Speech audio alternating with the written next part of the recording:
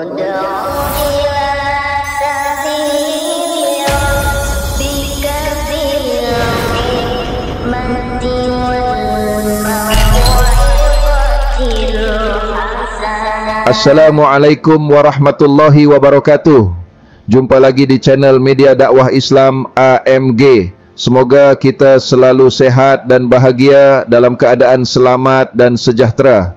Kali ini kita akan membahas kelanjutan dari perkara yang dilakukan saat bayi lahir, yaitu akikah. Dijelaskan dalam kitab Al-Qaulul Mahmud fi Ahkamil Maulud, Syekh Amjad Rashid. Di antara perkara yang berkaitan dengan bayi yang baru lahir adalah akikah. Adapun rincian pembahasan kali ini terkait pengertian akikah, sebab disyariatkan akikah, hukum akikah, jumlah akikah, waktu akikah, sifat akikah, kesunahan dalam penyembelihan, dan yang terakhir, cara menyedekahkan dan memakannya. Pembahasan pertama adalah pengertian akikah. Akikah adalah binatang ternak yang disembelihkan bagi anak yang dilahirkan. Sebetulnya istilah akikah ini tidak disukai oleh Imam Syafi'i. Beliau lebih senang menggunakan istilah nasikah atau zabihah. Hanya saja menurut Ibnu Hajar, ketidaksukaan ini dari sisi adabnya saja, karena makna akikah secara lafaz kurang baik. Menurut Imam Baihaqi dalam kitab Sunannya, bahwa Nabi ditanya tentang akikah, dan sabda Nabi, Allah tidak menyukai ukuk. Dari itu seakan-akan Nabi tidak menyukai lafaz ukuk. Pembahasan kedua, awal mula disyariatkan akikah. Adapun awal mula disyariatkannya akikah ini, sebab adanya hadits yang sahih yang diriwayatkan oleh Imam Bukhari bahwa Nabi bersabda, bersama anak itu ada akikah, maka alirkanlah darah dan jauhkanlah dari penyakit. Di dalam hadits lain bahwa akikah disunnahkan dilaksanakan pada usia bayi 7 hari, sebagaimana diriwayatkan dari Imam At-Tirmidzi bahwa Nabi bersabda, seorang anak itu digadaikan dengan jaminan akikahnya, akikah itu disembelihkan pada hari ke-7 dari hari kelahirannya. Adapun hikmah dilaksanakannya akikah adalah menampakkan kegembiraan dengan kelahiran dan menyiarkan nasabnya. Hikmah selanjutnya sebagaimana hadits Imam Bukhari sebelumnya, bahwa akikah itu dengan izin yang maha kuasa dapat menjauhkan seorang anak dari penyakit dan sebagainya. Pembahasan ketiga, hukum akikah. Menurut pendapat jumhur ulama dari para sahabat Nabi, hukum akikah adalah sunnah, bukan wajib. Berdasarkan sebuah hadits dari Abu Daud, Nabi bersabda, siapa yang senang untuk mengakikahi anaknya maka lakukanlah. Akikah itu disunahkan bagi anak laki-laki dan juga anak perempuan menurut kaul yang muktamad. Berdasar hadis yang jelas dari Sayyidah Aisyah bahwa Nabi bersabda, sesungguhnya Yahudi berakikah untuk anak laki-laki 1 ekor kambing, namun tidak melakukan akikah untuk anak perempuan. Maka dari itu berakikahlah kalian, untuk setiap anak laki-laki 2 ekor kambing, dan untuk anak perempuan 1 ekor kambing. Imam Nawawi mengatakan di dalam kitab Majmu'nya, bahwa perbuatan akikah ini lebih utama dibanding dengan sedekah yang senilai dengan akikah. Pembahasan keempat, jumlah bilangan akikah. Ada beberapa rincian terkait jumlah akikah ini. Disunnahkan dilaksanakan akikah untuk anak laki-laki dengan 2 ekor kambing, sedangkan anak perempuan dengan 1 ekor kambing, sebagaimana diriwayatkan oleh Abu Daud bahwa Sayyidah Aisyah mengatakan, Rasul menganjurkan kepada kami untuk mengakikahi anak laki-laki dengan 2 ekor kambing yang setara, sedangkan anak perempuan 1 ekor kambing. Andai kata hanya mampu melaksanakan akikah untuk anak laki-laki dengan 1 ekor kambing maka ini pun diperbolehkan, sebab ada riwayat dari Abu Daud, Ibnu Abbas mengatakan, bahwa Rasul mengakikahi Hasan dan Husain masing-masing 1 ekor kambing. Andai kata menyembelih sapi atau unta untuk 7 orang anak, maka itu pun diperbolehkan. Bahkan jika 1 ekor sapi atau unta sebagiannya dibuat akikah sebagiannya dibuat makan seperti biasa, atau sebagiannya dibuat untuk kurban, maka hal itu pun diperbolehkan. Perbedaan pendapat terjadi di antara para imam mazhab tentang menyembelih 1 ekor kambing dengan 2 niat sekaligus, yaitu niat akikah dan niat berkurban, apakah boleh atau tidak. Menurut Imam Syihabuddin Ibnu Hajar, hal ini tidak diperkenankan. Jika 2 niat ini dilakukan, maka tidak akan diperoleh 1 niat pun. Akan tetapi Imam Ar-Romli membolehkan niat yang seperti itu. Pendapat ini mengindikasikan adanya kelonggaran. Akikah itu dibeli dari uang orang tua, atau dari orang lain. Maka tidak diperkenankan membeli akikah dari harta milik anak, sebab akikah itu adalah sunnah, dan termasuk pada bab pemberian, maka tidak boleh menggunakan harta anak dalam berbagai pemberian. Pembahasan kelima, waktu akikah. Adapun waktu akikah, disunnahkan sejak anak lahir. setelah berpisah dari rahim ibunya dengan sempurna, walaupun meninggal setelah itu.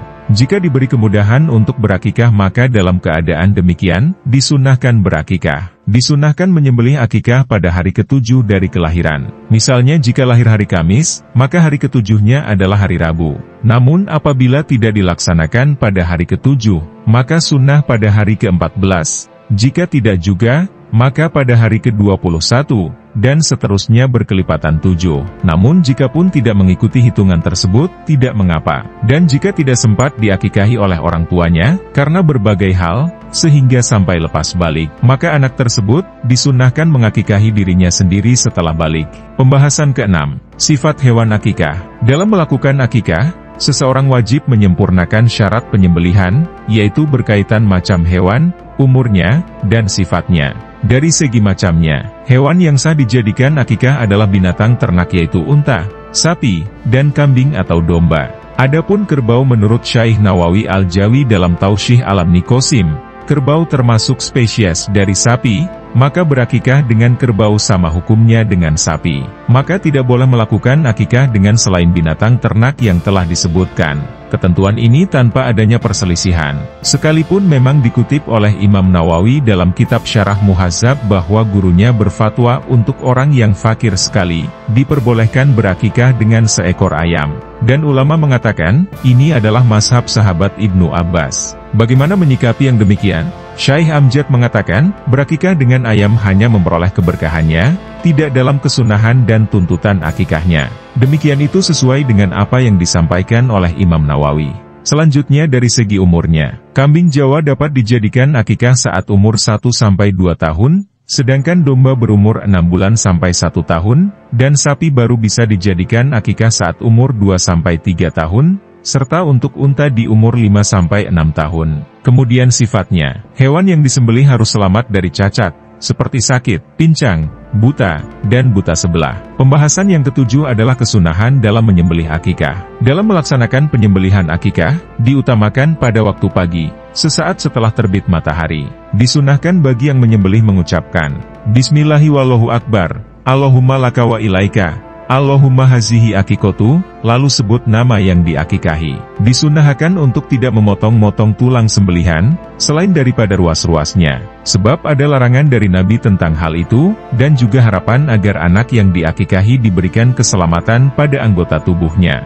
Namun walaupun tetap dilakukan memotong-memotong tulang, hal ini tidak menjadi keharaman atau kemakruhan, hanya saja menyelisihi keutamaan. Tidak diperbolehkan mengusap kepala bayi dengan darah hewan akikah, karena yang demikian adalah merupakan perbuatan orang jahiliyah. Sebaliknya disunahkan mengusap kepala bayi dengan minyak zafaron, atau yang serupa yang termasuk wangi-wangian. Pembahasan ke-8 adalah cara mendistribusikan dan memakan daging akikah. Jika akikahnya adalah akikah nazar artinya akikah wajib, maka wajib disedekahkan semuanya kepada orang-orang fakir, dan diharamkan memakannya. Adapun akikah yang sunnah, maka wajib menyedekahkan sebagiannya walaupun sedikit, dan boleh memakan sebagiannya. Akan tetapi yang paling utama diberikan secara langsung ke rumahnya masing-masing fakir dan miskin tanpa mengundangnya. Tapi sekalipun dimasak kemudian mengundang mereka, hal demikian diperbolehkan. Dan wajib adanya orang fakir dan miskin tersebut adalah termasuk orang Islam sebagaimana kurban.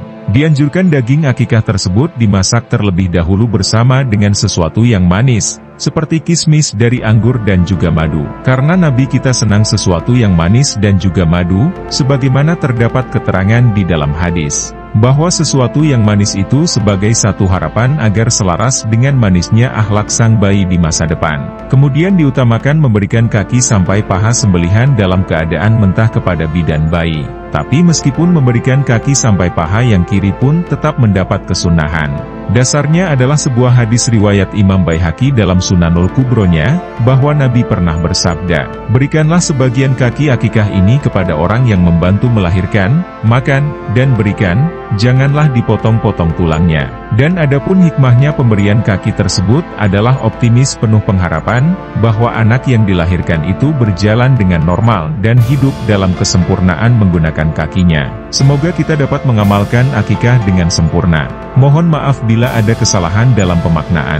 Jika menurut Anda, apa yang disampaikan di dalam video ini bermanfaat, silahkan di-share, Atau mungkin Anda tidak membutuhkannya, akan tetapi teman dan saudara Anda membutuhkannya. Tetap semangat dan selalu jaga kesehatan. Assalamualaikum warahmatullahi wabarakatuh.